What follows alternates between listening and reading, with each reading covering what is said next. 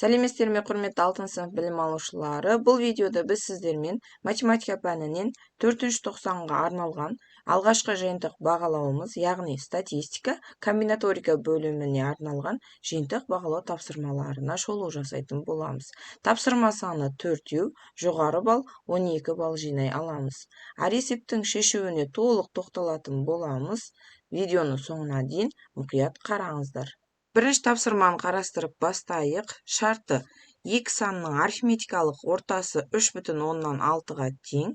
Бірінші сан 2,3 болса, екіншісін табыңыздар дейді. Қараңыздар, бізде екі санның арифметикалық ортасы десек, осы екі санның қосындысын жазамыз. Сонда бірінші санымыз 2,3, ал екінші сан бізде белгісіз, оны x әрпімен белгілейік. Және осы сандардың санына, яғни 2-ге бөлетін боламыз. Тең, бізде арифметикалық ортаның мәні беріліп тұр, 3,6-ға тең екен. Демек, осы белгісіз болып тұрған екінші санды анықтауымыз керек. Ол үшін не істейміз? Біз бірінші кезекте алымын өз күйінде көшіріп аламыз. Тең болады. 3,6-ны оң жаққа қарай көбейту ретінде 2-ге көбейтіп жібереміз. Мәні 7,2-ге тең. Ал x-ті анықтауымыз үшін біз осы 7,2-ден азайтамыз 2,3-ті.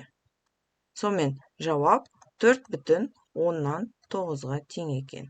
Бірінші есебіміз аяқталды. Екінші тапсырмаға назар аударыңыздар. Осындай ондық бөлшектерден, бүтін сандардан тұратын сандар қатары берілген екен. А тапсырмасы: өзгеріс ауытқуын табыңыз дейді. Оны анықтауымыз үшін сан қатарына мұқият қарайық. Бұл жерде ең үлкен мән бізде 4,2 екен.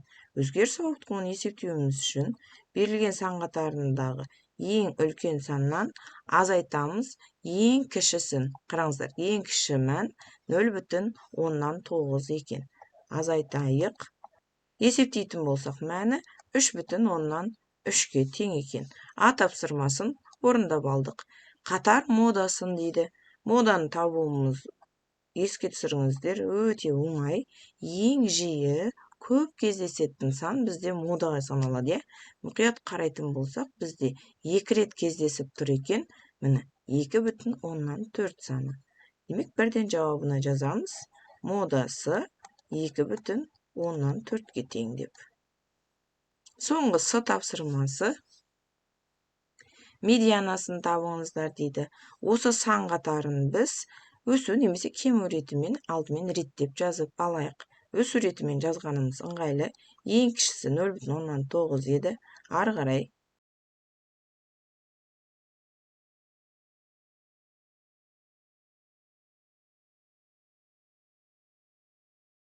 ретімен жазып алдық. Қараңыздар, қатардағы сандардың саны 7 екен. Түгел жазылды, бір санап шықтық.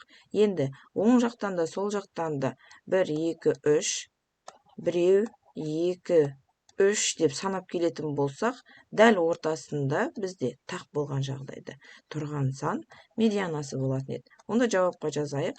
Медиана тең болады екен 2,4-ге. Екінші есебіміз толықтай аяқталды.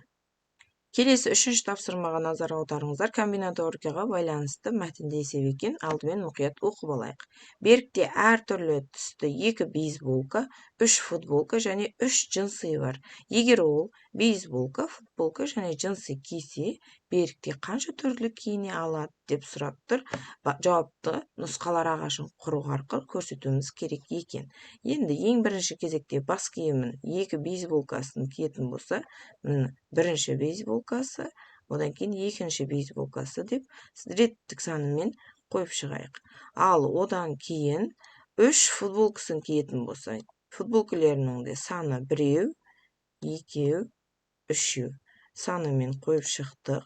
Екінші бейсболкамен де киюге болатын дәл солай 3 футболкасы бар. Одан кейін әр футболкамен киетін 3 джинсы бар. 1, 2, 3. Дәл осылай жалғастырамыз әр футболкамен. Сонымен, осы жерде қанша нұсқа болғанын санап шығатын болсақ, 1, 2, 3, 4, 5, 6, 7, 8, 9, 10, 11, 12, 13, 14, 15, 16, 17, 18 түрлі киіне алады екен. Демек, жауабына жазып қояйық бірден. Ол киіне алады екен 18 түрлі. Нұсқалар ағашын әдемілеп көрсетіп қоясыздар. Келесі есепке өтейік. 4-ші есеп.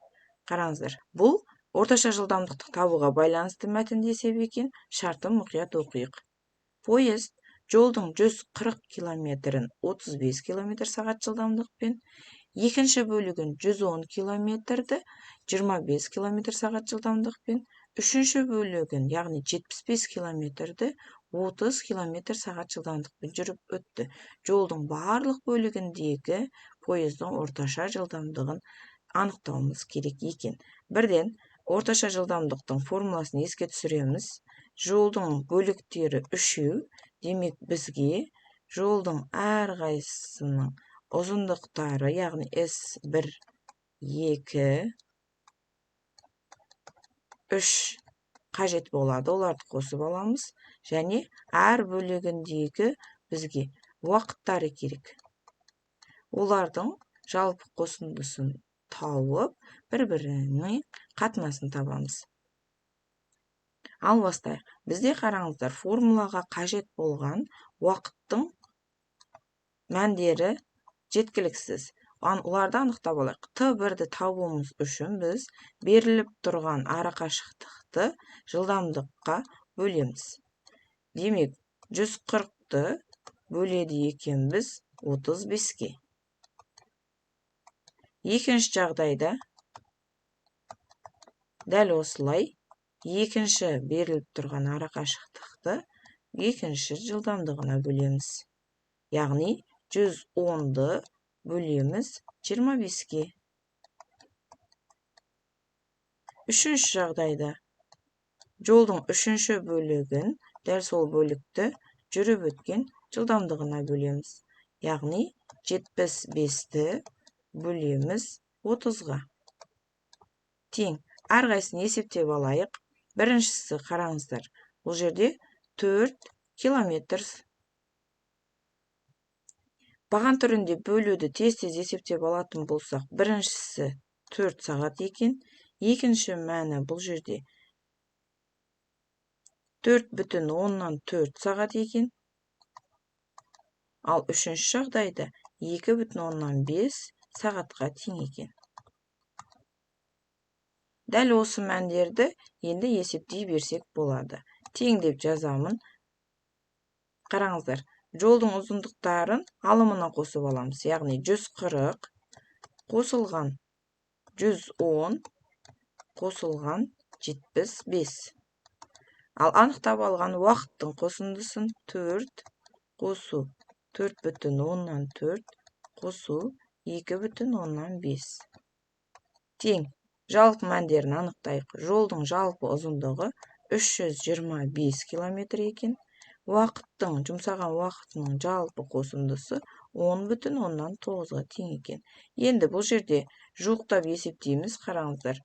10-дық үлеске дейін есептейтін болсақ, 29,8 км сағат екен орташа жылдамдығы.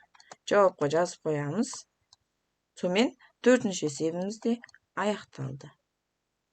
Құрметті білім алушылар, барлық 4 тапсырмаға толықтай әрқайсына жеке-жеке тоқталдық. Сіздерге түсінікті болды деп ойлаймын. Әлі де сұрақтарыңыз бар болса, комментарийге жазыңыздар. Видеоны қайта қарап, дайындықтарыңызды шыңдап алыңыздар.